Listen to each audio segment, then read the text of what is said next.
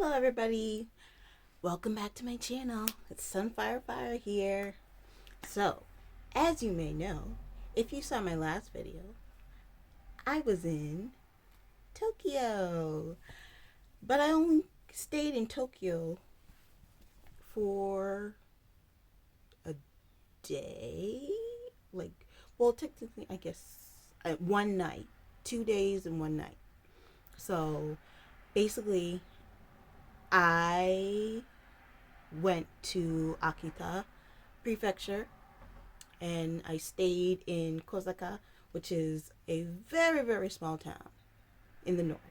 And if you know, Kosaka means small, small hill, and Osaka is means big hill, so that's different. And Osaka is also in the south. So,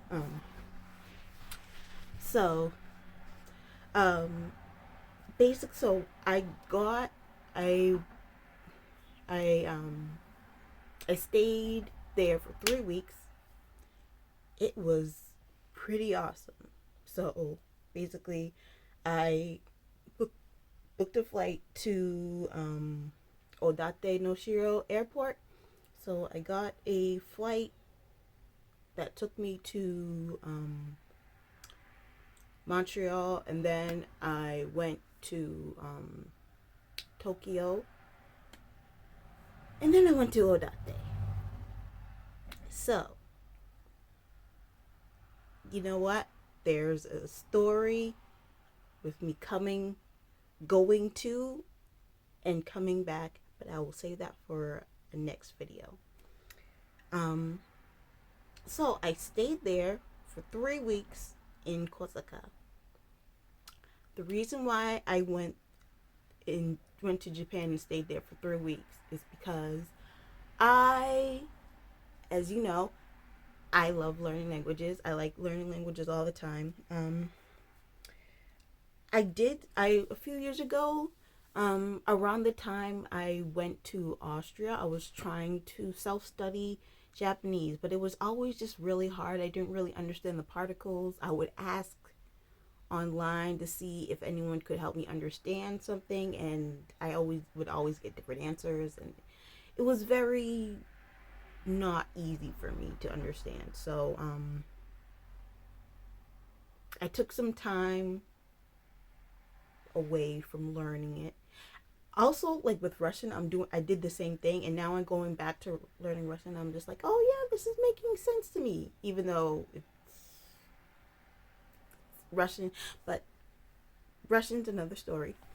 Um, so when I was the reason I went there was because there was a school called Akita Inaka School, and it was an Japanese immersion school, and you can stay there for 2, 3, or 4 weeks, and I stayed for the 3 week semester. Depends on what semester you want, but 2, 3, 4 semester. But I chose the 3 week semester, and yeah, I'm glad I did because I really liked it. I really liked it, and I really liked the people who I met there. I what was it? Like the school was very nice. I liked it a lot. It was the classes were go from Monday to Friday, and they were like 3 hours long. So I like that. And then the rest of the time there, bunch of activities, and it's not basically it's nonstop activities. So my advice is like, yeah, going to Japan is like probably a once in a lifetime thing, but just slow down because I needed to find that out that I need to slow down. But anyway, I'll get into that later. Um, I um, the teaching was very helpful. The people there were very helpful. Um, I they were actually I they say that you don't need to know necessarily anything about Japanese to come to that school, but I would speak a little bit. I would learn a little hiragana if you don't know anything when you go to that school. But because there was one guy who, well, maybe a couple of guys, but that because most I feel like mostly everyone studied was also studied Japan or had some background. There were a couple or a few that didn't really know hiragana and katakana. But I mean, katakana is hard. I still struggle with it. But there are a couple who didn't really know hiragana, and they don't teach you. They don't teach you hiragana and katakana because like they want you to learn vocab and how to make sentences, and that's why I went there because I can learn vocab on my own. I want to learn how to make sentences, and because obviously I learned through Duolingo. Duolingo doesn't help you make sentences. They introduce you to stuff, and I'm grateful for Duolingo. But I mean, there's only so much that Duolingo can teach you. I mean, there are some people who do not like Duolingo. I personally like Duolingo, but I know there's more to the language than just Duolingo. What I was saying, there is the thing is that the thing that I liked about Akita Inaka School is that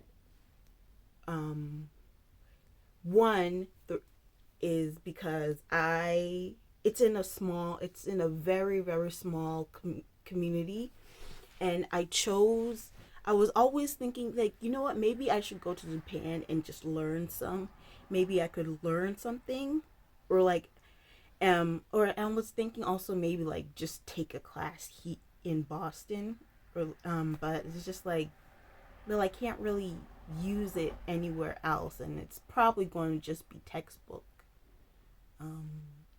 Japanese if I study it here. So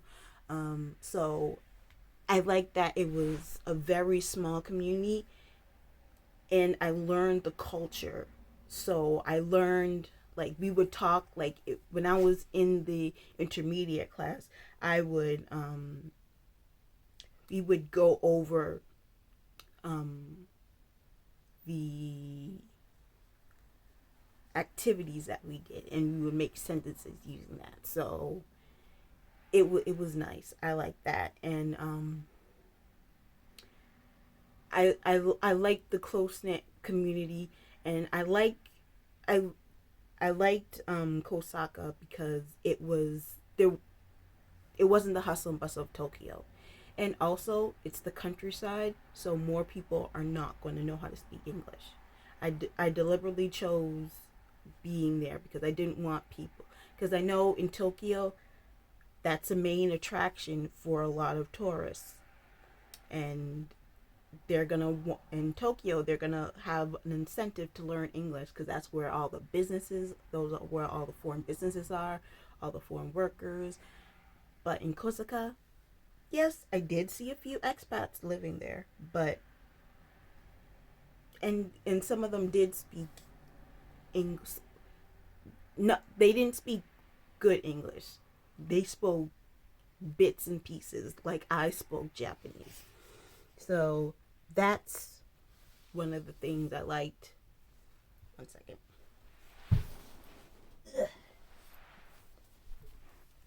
That's one of the things I liked about Kosaka. Another thing is that they have share houses. So one for girls, one for boys. I obviously was in the girls one. So I liked the house. I liked the neighborhood houses. I'm pretty sure they were very old. They were probably like 50s, 60s. I don't really know Japanese architecture that well. So they didn't have central heating. So that was interesting. the only thing they had in every room was kerosene lanterns. So, um, did I say lanterns? Kerosene heaters. I'm so, I'm sorry. You know what? Because I told my mom, and she was like, "Well, aren't they only for lights?" Because I thought that kerosene was basically you would just use kerosene to just for a lamp, but you can use it for heat too. Well, it's oil, so it's gonna burn no matter what. Um, so, um, yeah. So every time like my heater in my room would, like, I had like, I think this big a tank to put into my heater, and every time it ran out, I'd have to go out. Luckily, I was on the first floor, so I didn't have to go downstairs all the time, because there were some girls who were upstairs who had to go downstairs and refill their tanks with the kerosene. But I would have to refill my kerosene, and then praying that some of it didn't get on me, but it did get on me. So it's like, and if you ever get like something smelly like bleach or oil on you, that's something that's doesn't really mix with water, it's gonna take a long time for the texture and the smell to get off you, no matter how much you wash your hands. So I did. So I had to live with that, and it's. But the thing, I liked it because I had to. Um, I liked doing it. Didn't sleep on a bed. I slept on a futon. So on a tatami mat, I believe it's called. And I liked getting up every morning, having to fold my tatami mat and my blankets and put them away. And I liked having to cook for myself.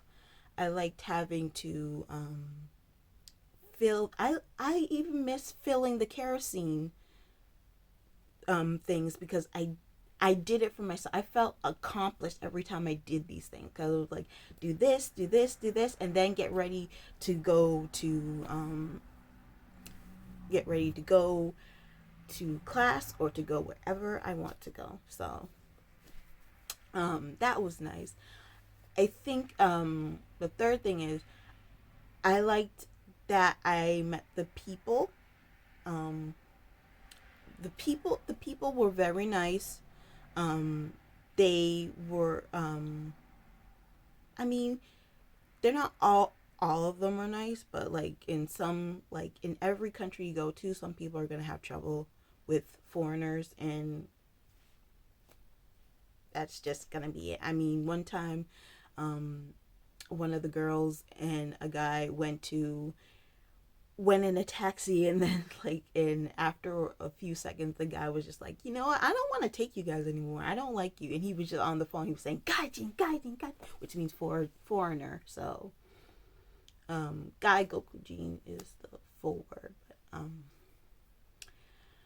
yeah, so there are some. I mean, I remember also when I was at the Tokyo airport, like I would just want, and I didn't know which bus to take to get the shuttle to the Hilton, and like I was just like sumimasen, and to the bus driver. I was standing outside, but I saw him, and I was like sumimasen, and he was just like, and then he closed the door right in my face. I'm like, okay, but I kind of expected that, because yeah, I just expected that. And but like again, but the people, I didn't spend that much time in Tokyo, obviously, because I had I had a bus or a train to catch, or a plane to catch. um but the people in Kozaka, and I went to some of the neighboring cities around there, which is Odate, um Omori, and I went to Hirosaki, um and I went to Kazuno. They're actually pretty nice. The thing is, I feel like if you at least try to learn a little bit of the language, they will understand you're trying. And that makes a big difference when you're there. Because if you just go to anywhere in the world and they expect everyone to be like, oh, I'm American, I get to, well, actually, not just American, because people in America do that, but like a lot of places in a lot of foreigners do that. Like they would just go to a place and like and say like, oh, well, you should speak my language. So I mean, it's just like, but you're in my country, why aren't you speaking?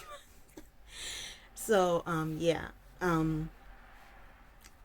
even though English is universally used, people don't like speaking it. I mean, I like speaking, like, if someone, like, it's easier to speak in my language.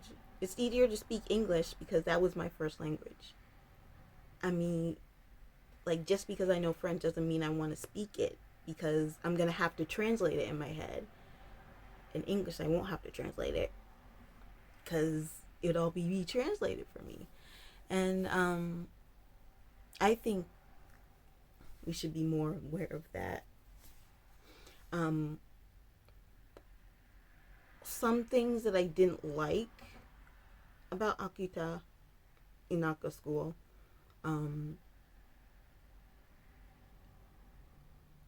well, I feel like some personalities can clash when you're in a share house.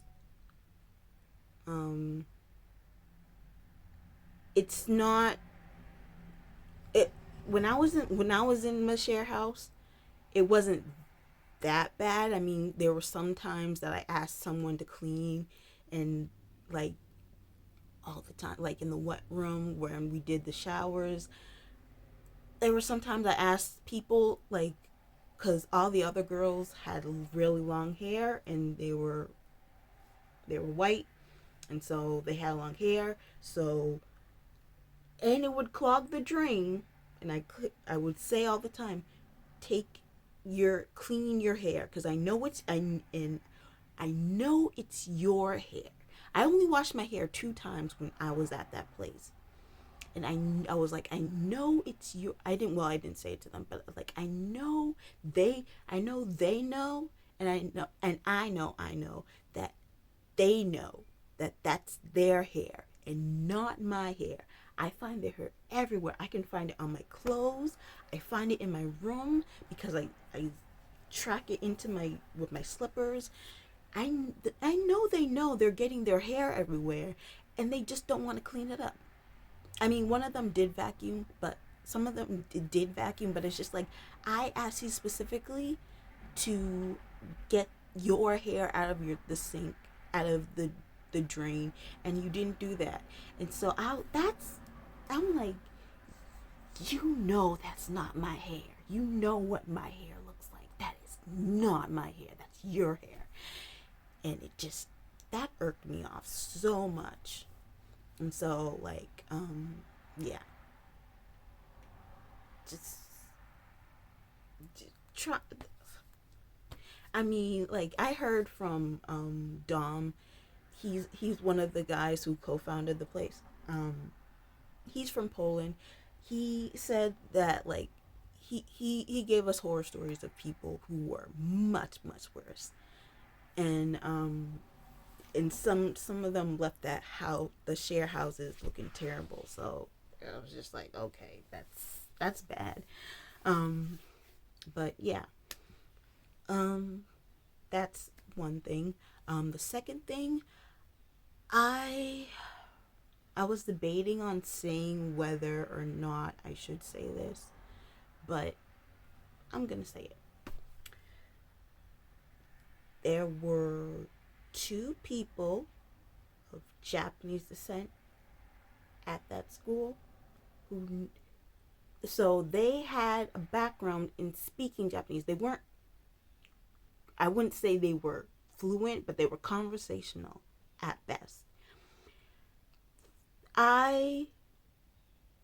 Some of us already knew a lot of Japanese vocab. weren't really good at making sentences. For the first week, the two of them that were there were taken out of the classroom. We didn't know where they went, just out of know that they would show up when we were on break. And we were like, where did you go? And they said, oh, we went to the other class. So I'm just like, why didn't anyone tell me there was another class going on? Because there were those two in that class. So it's just like, so I said, you know what? And I had to ask one of the girls in the class, in the intermediate class, can I come? Because this class, I like this class, but it's like I can learn all this vocab. We're just learning vocab and how to say hi, in this class, the beginner class. So, can I come to that class? And it's like, yeah, sure. The door's always open. I'm like, they didn't say that. So, and I wrote it down and I submitted it because Dom has a box, that you can submit, like if you have like if you want to improve something. And yeah, I put that down. I'm saying like it kind of shows a little favoritism towards the people who had Japanese descent, who already had a background in Japanese. I mean, they do give you they give you a when they email you, they give you a Google, when the school emails you before you come, they give you a Google test. And that tells you that they ask you like, what do you need to learn, what do you want to learn, what do you already know, like could you introduce yourself in Japanese. And it's just like, yeah, that's a good way of knowing, but like that's not really a good way to interact. That's not really a good way to find out how much of a level of Japanese that person is. And then when we went there, and then when the first day we did, one of the teachers did talk to us about, like, interview us separately, individually, about like what we wanted to achieve when we were in at the school. But it was just like, it wasn't really a good screening. So I just think they should screen people better. I mean, there were actual people who actually didn't know any Japanese when they went there, and that's cool if you don't know any Japanese. It's just make sure that you are aware that there are people who actually need to know the basics of Japanese, and there are people who've already progressed past the thing of Japanese. So I was in the class, this beginner class, the whole time learning how to say watermelon or peach, or like saying, how old are you, or how are you doing, or just like, actually we didn't even know how to say, they didn't even go, oh, how are you doing, just like. And it's just like, I know all of this. So I went to the other class, and like, it wasn't a big deal, but it was just like, why were you keeping this from me and keeping this from everyone else? Because as soon as I went to the other class, a few other people started following me, and they were just like, oh yeah, this is easy for me too, what, I want to go to the other class. Because I said it like, yeah, this is much better for my level of Japanese. And yeah, so I think that's one thing that those are two things that I kind of didn't like about Akita. But I mean, roommates, I feel like you're gonna butt heads with roommates no matter where you go. So, and third thing, like I said in the beginning, it's not really a good thing, not really a bad thing. I would just balance it. Um, like I said, there are nonstop activities when you come to Akita. when you come to Akitanaka school. So actually, before I go into this, a third thing that really confused, that I didn't like, um I don't know if I didn't understand. Well, I know I didn't understand this, but I guess I didn't understand this. But I came to the thing thinking that I paid for everything, but I guess I only paid for my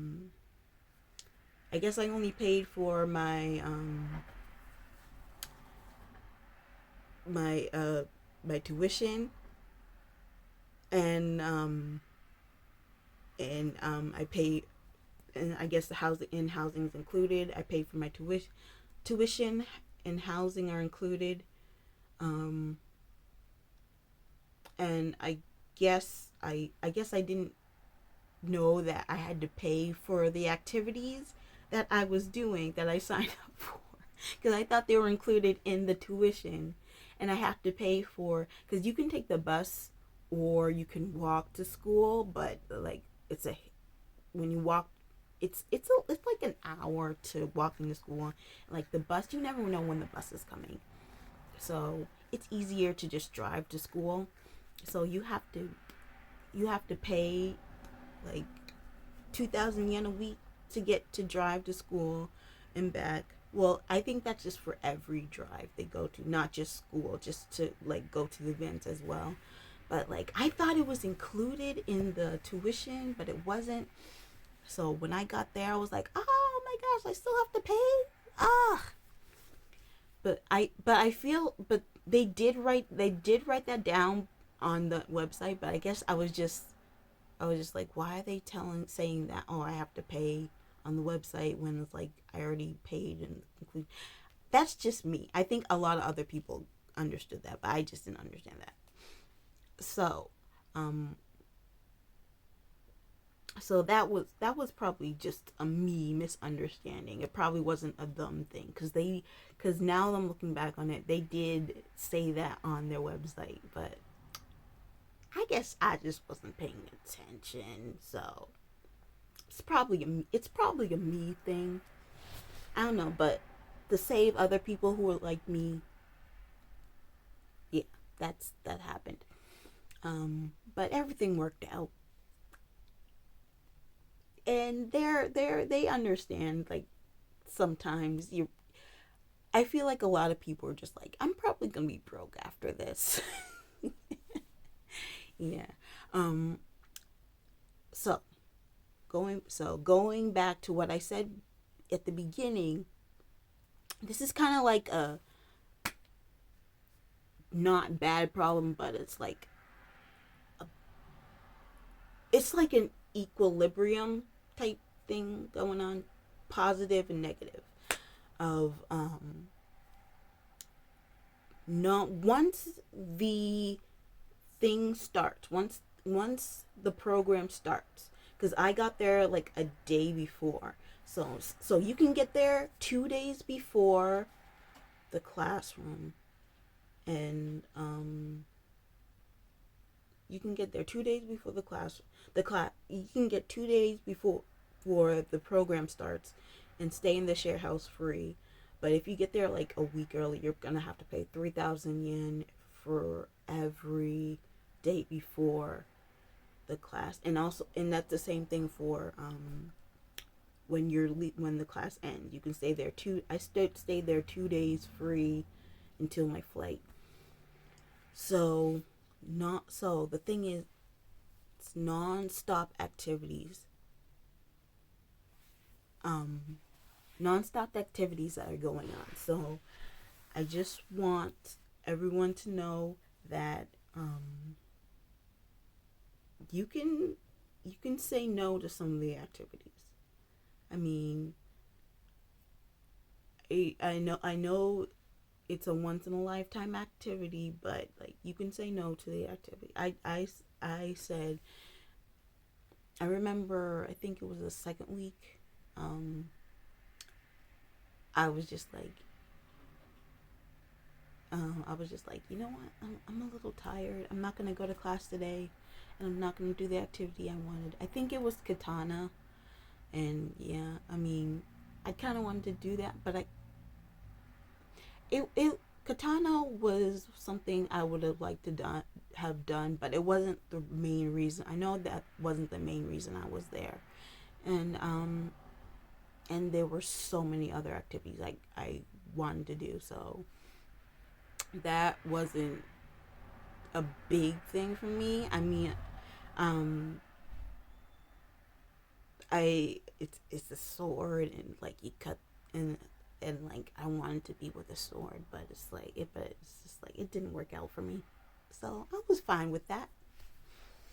It's just my health a lot is more important than a sword. It is. And if you're tired, you can't really do anything when you're tired. So just I just took a day off. You can do that. They know you can get tired. They know you can have jet lag. It's okay. So that's it. So overall, I think Akita Inaka School is okay. Um, well, it's great. I think it was great. I had fun over there, and like I'm glad I went during the winter, but like I would love to go back, and it's just so beautiful over there. Um, I would go. There are a lot of rice paddies over there, and they are known for their rice. Their rice is awesome. There was a huge bag of rice at our thing, and I love cooking fried rice for breakfast and lunch and dinner. And they're also known for their obviously Akita Inu dogs. Um, and they're known for their apples, which I didn't know. They have a high chew. If you know the little candies, apple flavored, basically tastes the same as Ichigo, but which is strawberry. But I wasn't complaining. I got high chews. I love high chews. So, yeah. I would go back. Oh yeah, and yeah. So yeah, I would go back soon. I don't know. I would have to, because I had, like I said, I had an ordeal of getting there and then getting back.